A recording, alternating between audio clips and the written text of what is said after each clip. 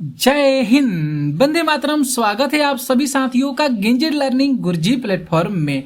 तो डेली हम लोग यहाँ पे दोस्तों बिहार पुलिस से रिलेटेड लगातार प्रश्नों को कर रहे हैं। तो आज की देखेंगे जो प्रैक्टिस सेट रखी गई है वह जो प्रैक्टिस सेट जो है 31 नंबर की प्रैक्टिस सेट है।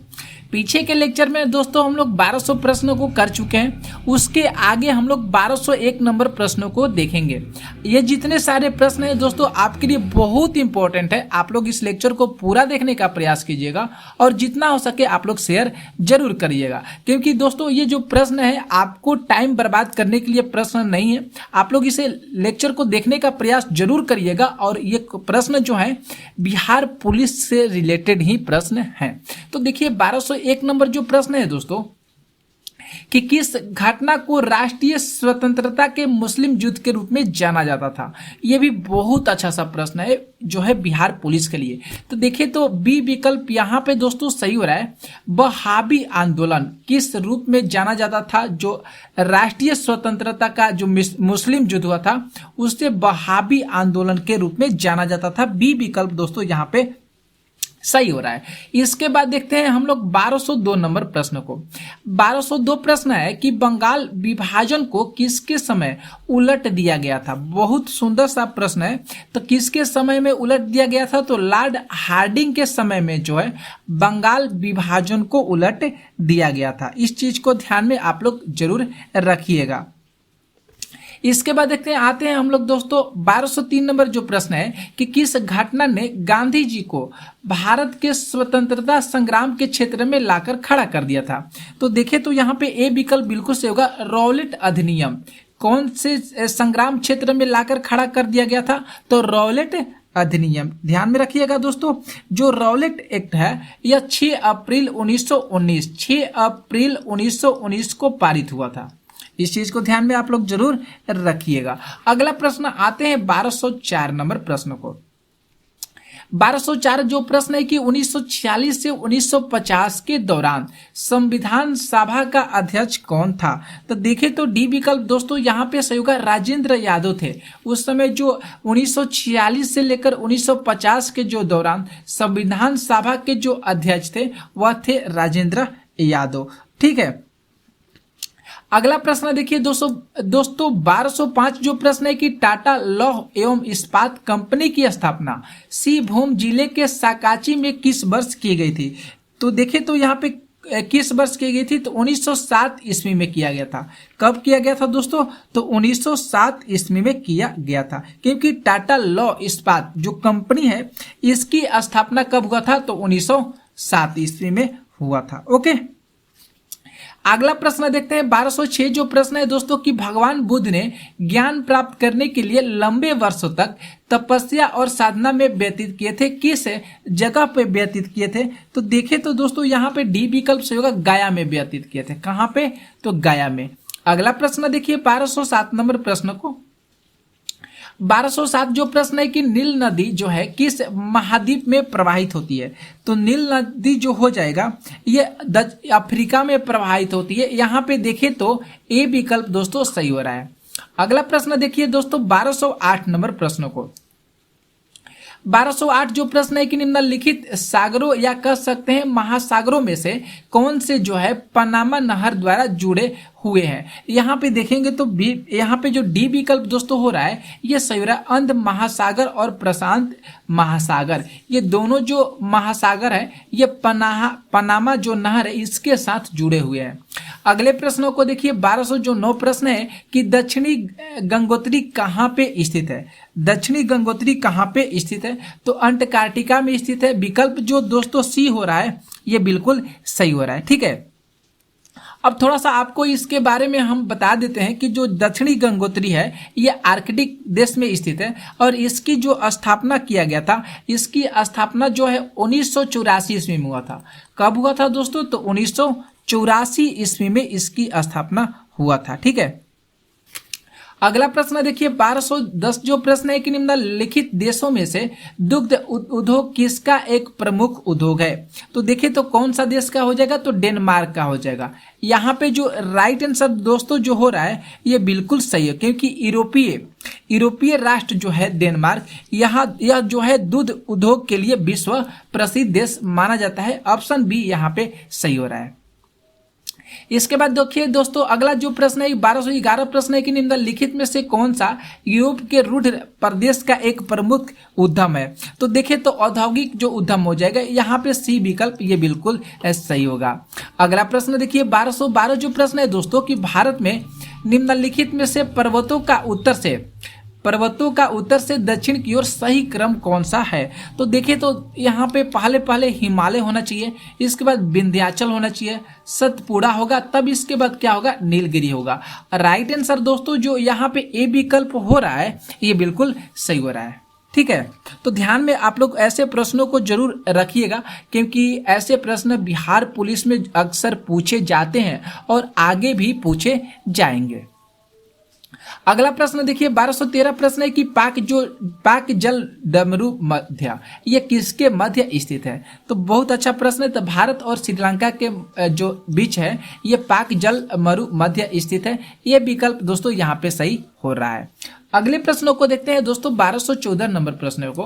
1214 प्रश्न है कि निम्नलिखित राज्यों या केंद्र शासित प्रदेशों में से किसमें जुआरी नदी प्रवाहित होती है।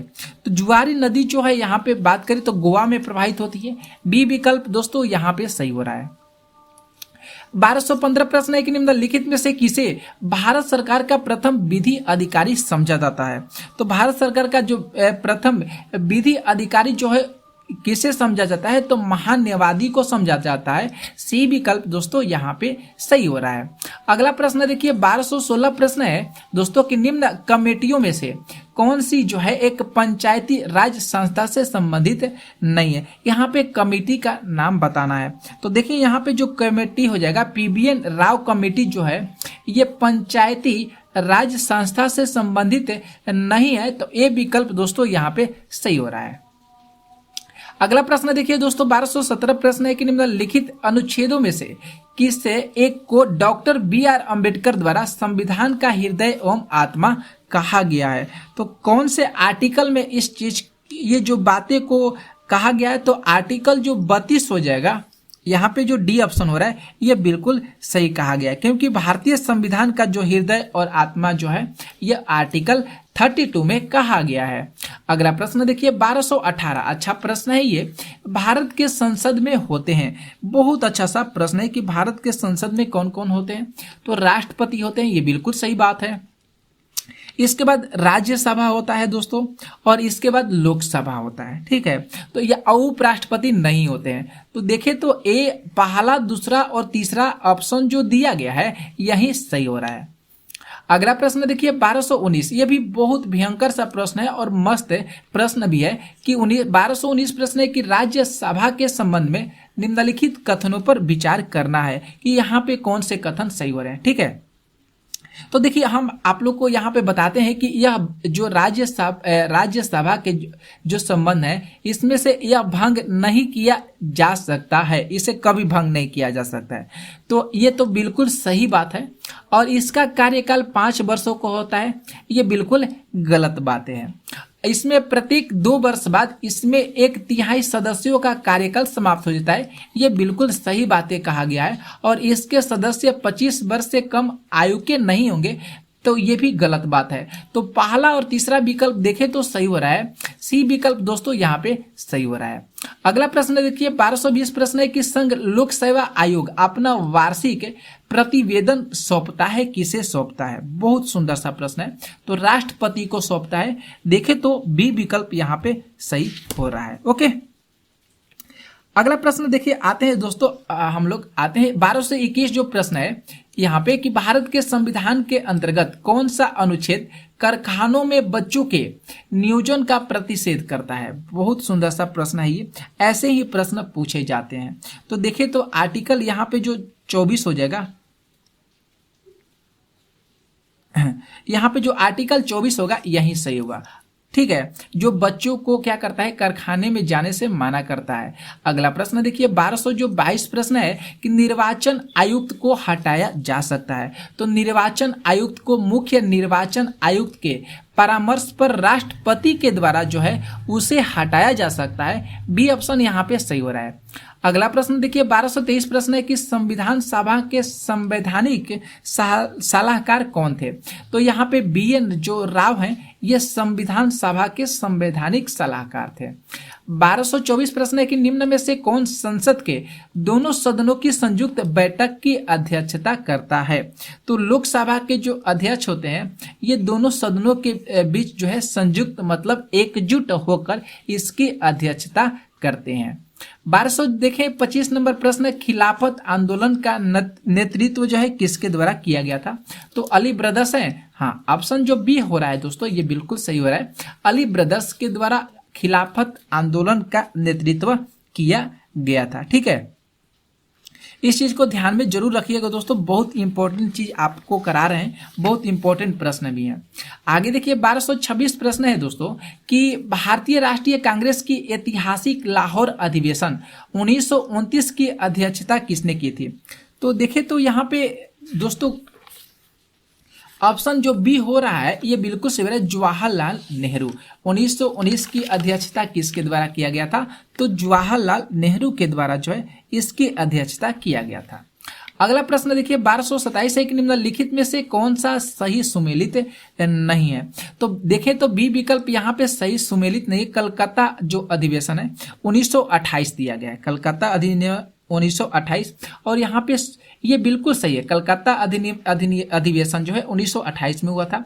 लेकिन सरोजिनी नायडू दिया गया है, यही क्या है, गलत है। यहाँ पे जो सरोजिनी नायडू है यहाँ पे जवाहरलाल नेहरू होना चाहिए। क्या होना चाहिए दोस्तों, तो जवाहरलाल नेहरू होना चाहिए, तब जाकर यह सही हो सकता है। तो ऑप्शन बी बिल्कुल गलत है और ए, सी और डी ऑप्शन सही है। अगला प्रश्न देखिए 1228 है कि भारतीयों ने साइमन कमीशन का बहिष्कार क्यों किया था। तो भारतीयों ने साइमन कमीशन का बहिष्कार इसलिए किया था क्योंकि इसके जितने भी सदस्य थे अंग्रेज थे और इसमें भारतीयों को प्रतिनिधित्व नहीं दिया गया था, इसलिए भारतीयों ने साइमन कमीशन का बहिष्कार किए थे। ठीक है, आप लोग को समझ में आ रहा होगा। 1229 प्रश्न है कि 1918 की अहमदाबाद मजदूर हड़ताल का नेतृत्व किसके द्वारा किया गया था। तो MK गांधी के द्वारा जो है 1918 की जो अहमदाबाद मजदूर हड़ताल हुआ था इसका नेतृत्व किया गया था।